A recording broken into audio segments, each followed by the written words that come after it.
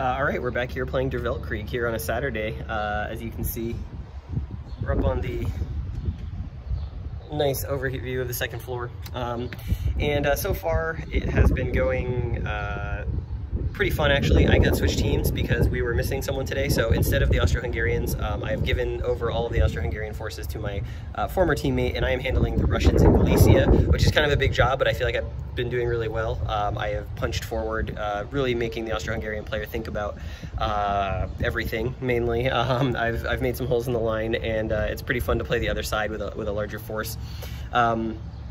We are about almost at the end of September at this point, and so we're coming in sort of towards the back half of the game. I'm not sure how much longer it's going to take us to play, probably a month or two, I would guess, but it's just a really good time, and I will bring you into the action so you can see what some of that looks like. All right, well, with my newfound Russian friends that I am playing this time out, I have aggressively moved up the timeline in terms of how the Russians want to hit the Austro-Hungarians along the line. We're a couple turns in. I've made some pretty good attacks at some weak points in here. I've taken some good terrain, I believe, somewhere in here. I just did an attack and drove the Austro-Hungarians back, took some of this forested hex. Really, I'm after this town that I can never pronounce, Przemysl. Trying to hit some, get some demoralization on the Austro-Hungarians. We did manage to take Czernowitz last turn. Not a lot here, but keeping the Austro-Hungarians bottled up. But what I would like to do is break through here, break through here, and really separate the Austro-Hungarian line and keep them sort of in a no man's land situation. There are some weak points along this front where I can potentially accomplish that, and really just keep the pressure on. The Russians have so much more supply than the Austro-Hungarians do. They have so many better units. And once I find a breakthrough in here, then we'll make a run as deep as we can into the empire. We also, as you saw, had some huge attacks up here from the Germans, an entire German army basically wiping out some of the Russians in the north. It's kind of back and forth up here. And in the Serbian front, the Serbians made an attack on the Austro-Hungarians. They were out of supply. They were just trying to soak off the rest of the army's supply, and they did that at very high cost. Thankfully, the Austro-Hungarian 6th Army has shown up from the south, and they've got some more supply, so I sense that the Serbians will probably not be enjoying life here quite quickly. See here, it's... I feel like Frederick the Great on internal lines here. I got being attacked in 2 places, and I can't defend in both. Well, it's a mountain division. I left wondering what I was going to do, and I came back wondering what I'm going to do. What were you going to do? Yeah, I don't know. What's the stacking limit again? 6 divisions, 3 artillery. 6 and 3. Or sorry, yeah, 3 artillery, yeah. And I left here wondering what it was that I was going to do, and I'm still wondering what it is I'm going to do. Well, there's 2 of us. You play through to the end of November, right?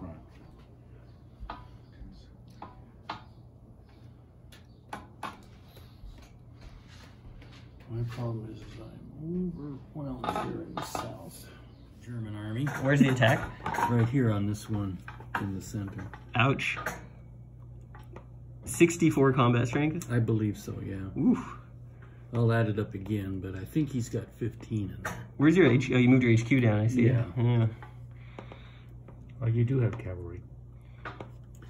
And we have to strip this. They have to strip the southern Russian front. Well, I can't get much more of an attack than this. No. And I paid 16. So here we go. -2. A 5. So that's not bad. 3.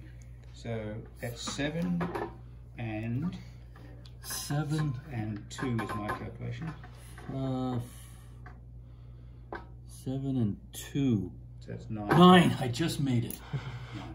I made it by 1. So, God, I just did it. How many points do you have? 15. 15. So he will have to retreat. Yep. So he's doubled. So he's on the 30 column. Yep. And he's plus plus 1. So roll high. I'll do that in a 6. Good. He did. 7. On the 15 is a 3. I see. So he gets a +1, so his 6 becomes a 7. Yep. So I took 3 hits. And he took 9. He But took they're 9. but they're thirded because he's retreating. Yes. So he only takes 6. 6 hits. So just finished the latest session of Der Weltkrieg. I actually missed one because, as you know, I was on vacation. So we had some people come in while I was out and took over for the Russians for me. And then coming back this week, which is a month later, we had someone missing. So I assumed the role of the Austro-Hungarians again. So I'm kind of ping-ponging around the battlefield, picking up different forces, which is fine. It's kind of like playing solo, right? In this particular day, we made it through most of October. The Galician front, as you will shortly see, I'll take you back and show you what happened today, but pretty static. The Austro-Hungarians pushing again for Belgrade in Serbia made some okay progress, and I think really a lot of the action today was up in the German and Russian northern Tannenberg front, where the Russians have drastically counterattacked the Germans. The Germans actually sent some allied forces down to Galicia, so they're not as strong as they were, and the Russians now trying to push back and take Königsberg. They've fully surrounded some Germans who are trying to entrench and dig into a more defensive position. So pretty interesting change in terms of the tempo compared to history. And I'll show you that now and how everything worked out today. We've probably got 1 or 2 more sessions left, and as most people seem to really like the first of these videos, I will probably try and chronicle the end of our game as we get to November 1914. All right, I need you guys to give me a quick recap of what I missed on the last session, because I left with the Russians in a really good position against the Austro-Hungarians in Galicia. And now I'm going to take the Austro-Hungarians this session. It looks okay. It looks like the Russians are doing okay. Well, they've a good stalemate. Yeah, the best way to describe it is an inconclusive flurry of blows. That's what it looks like. That's what it looks like. I see, Luther, that you're entrenching the Germans up here. I need to find out if I can really do that. You are allowed to do that. Do what? Start entrenching up here. But it looks like the Russians are on their way towards Königsberg. There's a big stack of them right here. Yeah, it doesn't look too much different than when I was here a month ago. Maybe the Russians have... A lot of progress. World War I. It's kind of, yeah, a recreation of history. Some of these armies are almost out of supply. Like the end of the Russian line is basically out of supply. The Austro-Hungarians in Serbia are basically out of supply. Yeah, it's gonna be a good time to finish up October. Here to the Calgary, you got a unit under it too. Germans sent down a wild 5 divisions of their best infantry up from the Tannenberg front down here to Galicia to help their Austro-Hungarian brothers. In solidarity. In solidarity. You've got how many strength points there? I think he has 4 and I have 40. 10, so it's a 10-to-1 basically. That's a lot of Germans. But you do have a wooded text that you can use. Yes, that's... Is there a river there too? No. No. Well, he can also retreat his cavalry before the combat if you would like. Oh. You probably want to do that then. Yes, I do. Oh, aren't those Harry's units? We were both Russians. Ah, okay. The group think. There you go. Stavka has come together. Yep. So that is 2 hits. No.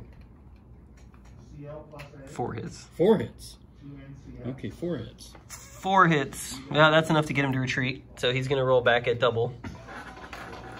Okay. On the 6 column. One. Actually, 4 hits is enough to just like wipe that unit out. 3 plus 1 is 4. You got a hit. So that's the only problem is these guys are brittle. Down here in the Austro-Hungarian Serbian front, the Austro-Hungarians pushing ever so slowly towards Belgrade. They managed to take some of the surrounding areas around the city. They've almost fully encircled it, and they used up all the rest of the supply in the 6th Army basically to make an attack that didn't go anywhere. It was a even exchange of 2 strength points, so we're stuck against each other, as you would expect in World War I. Well, we've made it to October, 6th turn of October, 1914, closing in. We basically got 1 month left in the game. And here are the demoralization levels for each of the powers. You can see that with the German capture of some of the, or excuse me, the Russian capture of some of those German cities up in East Prussia, the gap between the two sides has closed very significantly for demoralization. That's probably good news for the Russians and the Entente player. Over here's the supply situation for most of the Russians in Galicia. Plenty of supply left for offensives, although the Russian player that I'm playing against this time has been pretty conservative about launching attacks. The Austro-Hungarians in Galicia also in an okay supply situation. The Germans have just endless bullets, but over here, I'll come around this side.